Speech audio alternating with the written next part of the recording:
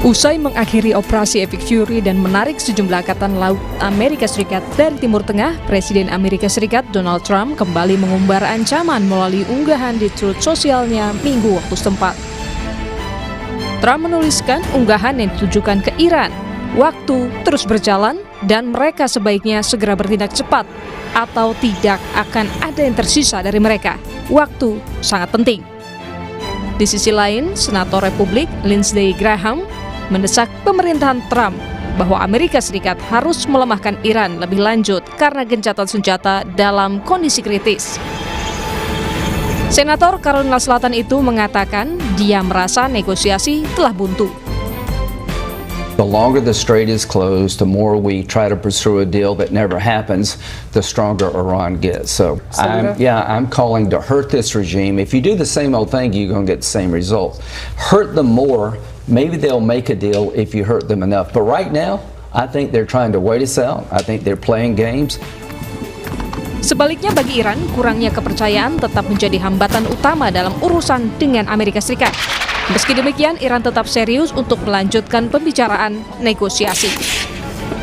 Ketua Parlemen Iran Muhammad Baghir Ghalibaf bertemu dengan Menteri Dalam Negeri Pakistan Mohsin Naqvi di Teheran pada hari Minggu.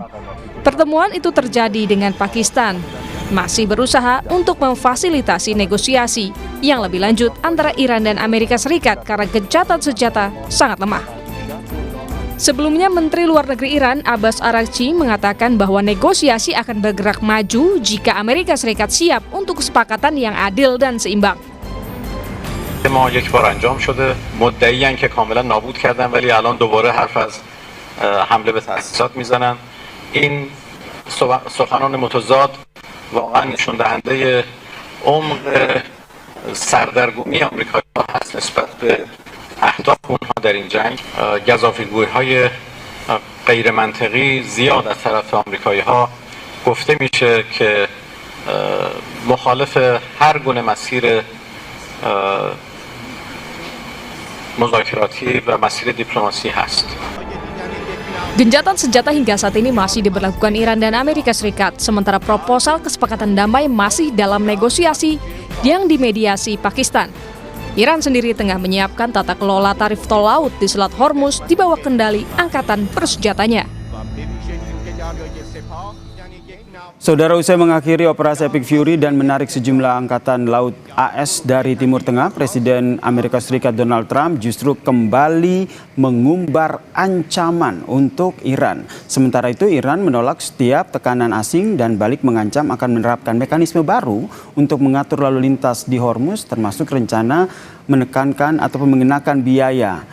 Bagaimana strategi perang dari kedua negara ini, saudara? Kita membahasnya bersama dengan pakar geopolitik dan keamanan nasional, Mas Wibawanto Nugroho Widodo, dan juga peneliti senior Indo-Pacific Strategic Intelligence, Mbak Fauzia G. Cempaka Timur. Selamat petang semuanya.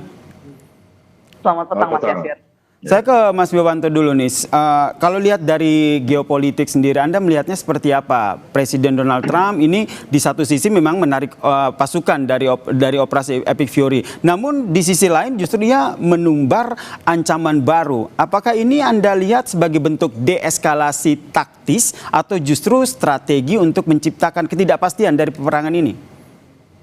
Ya, jadi kalau kita melihat dari perspektif Amerika, Washington, Donald Trump, kita tidak bisa melihat ini hanya sebagai faktor emosional saja. Tapi kita harus melihatnya dari faktor politik dan strategi perang gitu. Nah, yang pertama ya, memang Donald Trump ini mempunyai cara pemikiran yang unik ya, yang saya bilang kuantum gitu. Dan apa yang terjadi hari ini seperti apa yang banyak saya prediksikan terjadi. Nah, Donald Trump itu banyak terbentuk cara pikirnya itu oleh Vincent Norman Peale. Vincent Norman Peale ya, saya sampaikan berkali-kali. Dia percaya bahwa apa yang dia pikirkan itu akan menjadi kenyataan. Jadi dia bisa mengubah struktur yang dia merubah gitu. Dan dalam strategi keamanan nasional Amerika tahun 2025, Presiden Trump itu sudah menyatakan bahwa pendekatan Amerika selama 4 tahun ke depan di bawah kepemimpinan dia itu adalah akan melakukan perubahan sistemik di tingkat global ya, dengan mengutamakan kepentingan Amerika dengan cara yang compelling. Jadi adalah compellence arsitektur. dengan menggunakan yang namanya integrated deterrence. Jadi semua instrumen of national power itu dikerahkan dengan maksimal di masa damai walaupun masa krisis dan masa perang untuk mencapai tujuan perubahan politik yang diharapkan. Itu poin satu. Poin kedua, bahwa saat ini terdapat 3 pandangan di Washington, Mas. Ya, pandangan pertama itu adalah pandangan para ring 1 Donald Trump yang terdiri dari apa yang disebut dengan hawkish, ya, atau percaya bahwa Iran ini adalah aktor rasional, sangat rasional, ya. Selepas apakah sudah menjadi Republik Islam Iran atau sebelum menjadi Republik Islam Iran, Iran ini adalah aktor rasional. Jadi mereka percaya bahwa kekerasan itu adalah bahasa yang dimengerti oleh orang Iran, pemimpin Iran saat ini gitu. Apalagi Garda Republik itu memang tetap relevan jika tetap terjadi konflik, relevan secara geopolitik, secara ideologi dan secara ekonomi eksistensinya. Jadi dengan bahasa kekerasan mereka akan mengerti. Itu keyakinan pertama, ya. Dan ini ditunjang juga oleh analis Fahly Nazar yang mengatakan bahwa memang orang Iran itu adalah rasional, gitu, ya. Nah, poin kedua, ada kelompok realis yang melihat bahwa jika ancaman ini disampaikan dengan cara Trump, yaitu adalah menaikkan eskalasi untuk bernegosiasi, kan itu kan, itu bisa menimbulkan mispersepsi. Kalau mispersepsi terjadi, itu krisis di Hormuz memburuk, itu ya. Satu. Yang kedua, akan ada serangan-serangan asimetris dari kemampuan militer Iran yang tersisa. Yang ketiga, ini juga tidak mengubah keadaan gitu. Proksi yang ada di Timur Tengah akan terus bermain. Nah, sementara dari kelompok ketiga atau disebut dengan political calculators itu mengaitkan dengan kondisi di dalam politik domestik Amerika. Nah, sikap tegas seperti ini diwakilkan oleh Senator Graham tadi kan, Lindsey Graham mengatakan bahwa ini menunjukkan kepemimpinan yang kuat, tindakan yang decisive dan menunjukkan Amerika itu first gitu.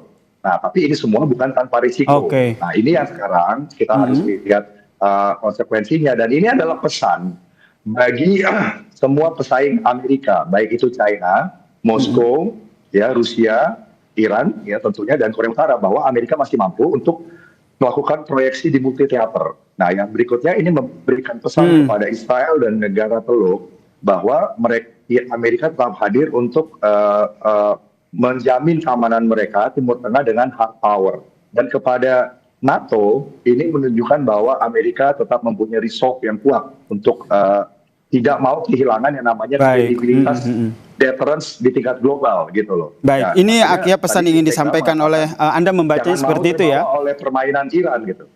Itu pesan yang Anda baca dari apa yang disampaikan oleh Trump. Kalau dari Mbak Cempaka sendiri melihat kalau seandainya Amerika Serikat melalui Donald Trump terus mengumbar ancaman terhadap Iran, dari Iran sendiri meresponnya seperti apa? Apakah bahasa sederhananya begitu, Amerika ini hanya omong kosong doang nih ngasih ancaman?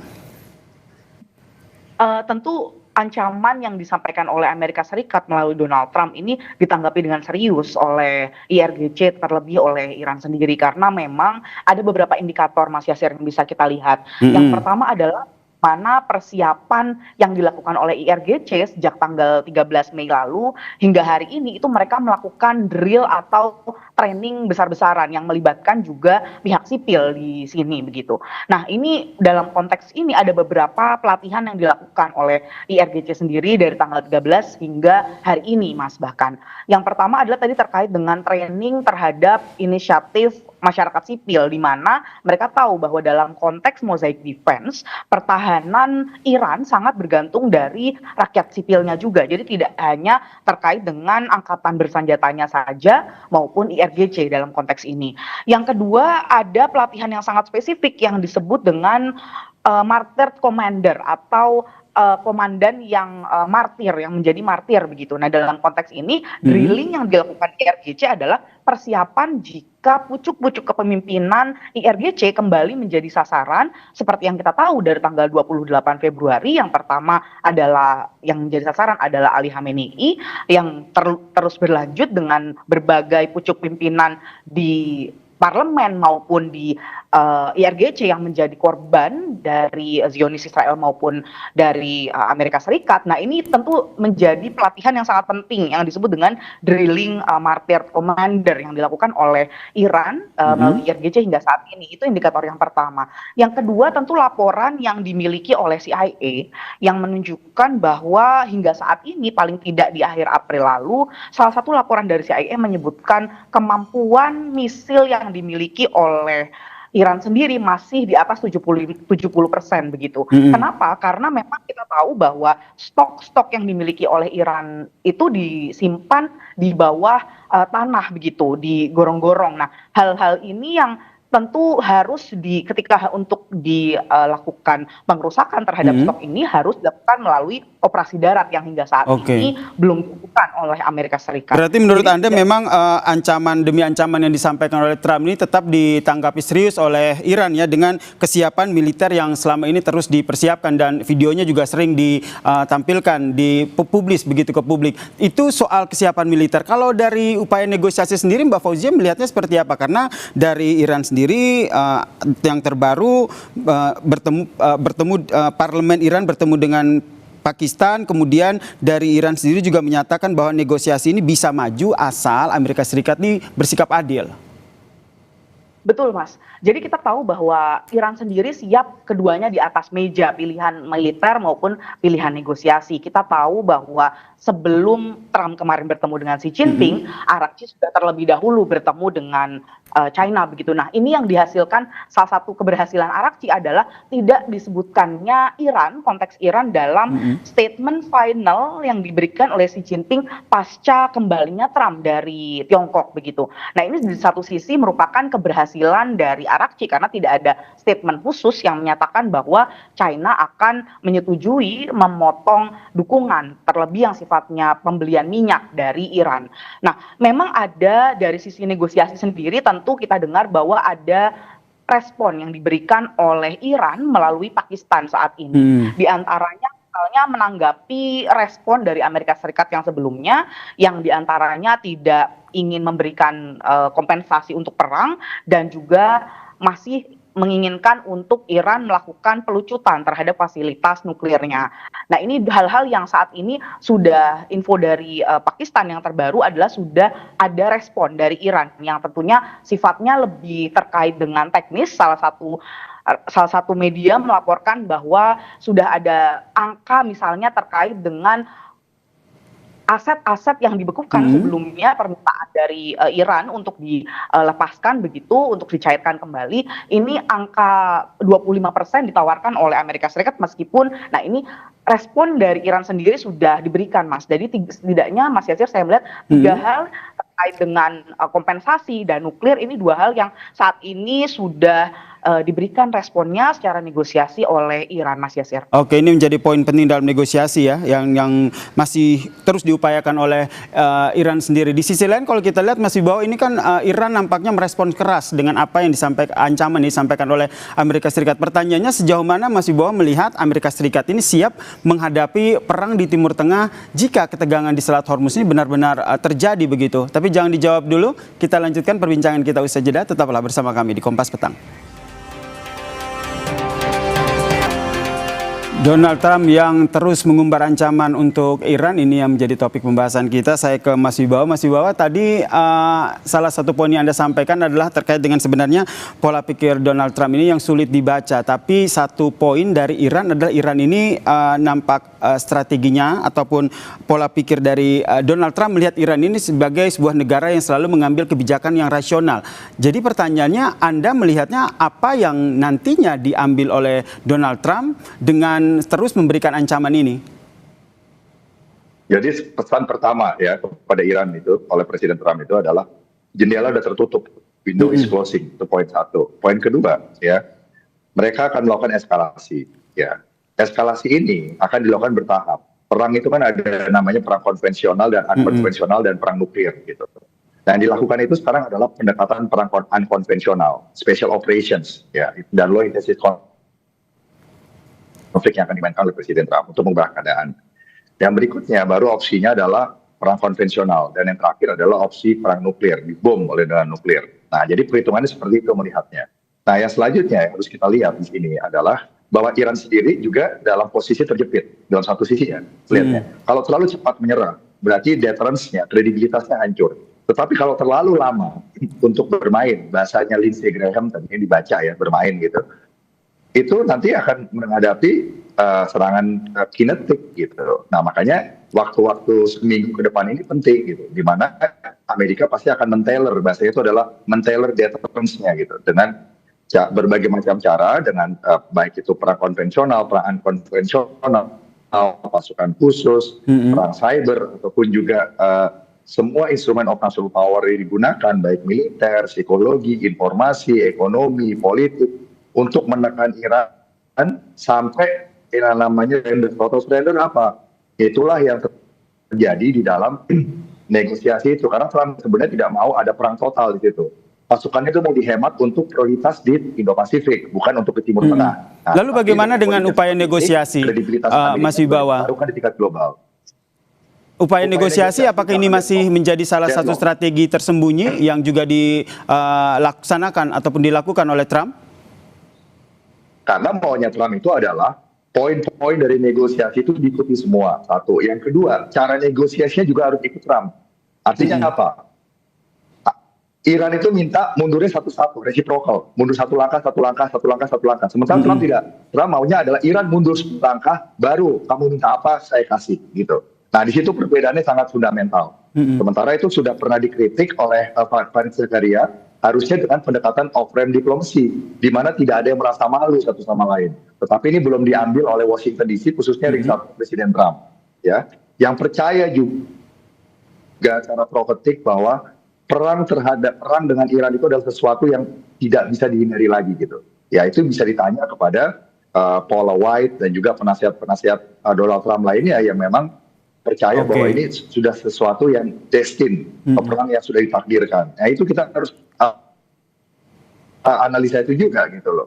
Baik. Nah, sementara ada bahwa kemungkinan kalau seandainya seperti yang tadi Mas Wibawa sampaikan, bahwa kalau Teheran salah baca, Amerika salah baca. Kalau Amerika salah baca, respon Iran salah baca ancaman Amerika, ini yang gawat. Itu aja poinnya. Oke, kalau dari Mbak Fauzia sendiri melihatnya bagaimana ini? Tadi kata Mas Wibawa ini nampaknya perbedaan negosiasi ini fundamental begitu. Jadi pertanyaannya, apakah masih ada kepentingan dari kedua belah pihak yang sebenarnya bisa menyatukan untuk negosiasi atau memang benar-benar nggak ada? Sebenarnya bukan kepentingan, tapi beban dari perang dari tanggal 28 hingga terjadi gencatan senjata ini juga sudah membebani kedua belah pihak, baik secara ekonomi maupun militer. Ini yang membuat keduanya sebenarnya ingin masuk ke off-frame, Mas. Nah, tapi bicara tentang tadi konteks struktur negosiasi, memang tentu berbeda karena Iran sendiri, satu poin yang diinginkan Iran adalah perdamaian yang permanen untuk Iran, bukan hanya gencatan senjata yang sifatnya sementara. Nah, ini sangat fundamental karena dari Amerika Serikat sendiri tentu jika bicara tentang gencatan senjata saja, ini bisa dipenuhi oleh dua belah pihak dan dibantu oleh Pakistan sebagai interlokutor. Tetapi jika bicara tentang perdamaian yang permanen, tentu harus ada garantor atau negara yang bisa menjamin baik sifatnya mungkin seal the deal dalam konteks ini bagian dari P5, misalnya negara. Makanya kita lihat bagaimana Trump juga datang ke Tiongkok dan juga dalam konteks ini menelpon Putin dalam konteks ini. Di sisi lain juga ada negara-negara P5 atau negara-negara anggota tetap Dewan Keamanan PBB yang seharusnya bisa dilibatkan jika memang ingin membentuk sebuah struktur yang permanen sifatnya perdamaiannya, tidak hanya untuk gencatan senjata saja, Mas Yasir. Nah, ini tentu juga dalam konteks ini di sisi lain Iran belum mengaktifasi secara penuh jika memang Amerika Serikat misalnya menyatakan kemarin siap dengan operasi baru, bukan Epic Fury tapi Sledgehammer Operation misalnya, yaitu operasi yang berbeda begitu untuk tapi dalam konteks ini untuk Iran juga. Jadi memang ini hal-hal yang menurut saya cukup fundamental, berbeda tujuan negosiasi yang diinginkan oleh Iran dengan Amerika Serikat. Baik, terakhir saya ke Mas Wibawa. Jadi kalau melihat karakter pola pikir Donald Trump yang tidak bisa ditebak, itu berarti meskipun operasi Epic Fury ini sudah dicabut, masih ada kemungkinan Trump akan menyiapkan operasi baru untuk perang dengan Iran ini? Singkat saja. Ya, itu sudah saya prediksi sejak lama bahwa akan kembali melakukan special operation and low intensity conflicts atau perang dengan metode-metode yang berbeda, tetapi tujuannya sama. Bahwa orientasi geopolitik Iran harus dirubah total sebelum Presiden Trump selesai menjadi presiden tahun 2028. Itu poinnya. Jadi tidak akan berhenti sampai itu tercapai. Baik, terima kasih Mas Wiwanto Nugroho Widodo, pakar geopolitik dan keamanan nasional, dan Mbak Fauzia Cempaka Timur. Terima kasih buat perspektifnya di Kompas Petang. Salam sehat semuanya. Dan saudara, usai jeda Kompas Petang masih akan kembali dengan sejumlah informasi penting dan menarik lainnya, diantaranya terkait dengan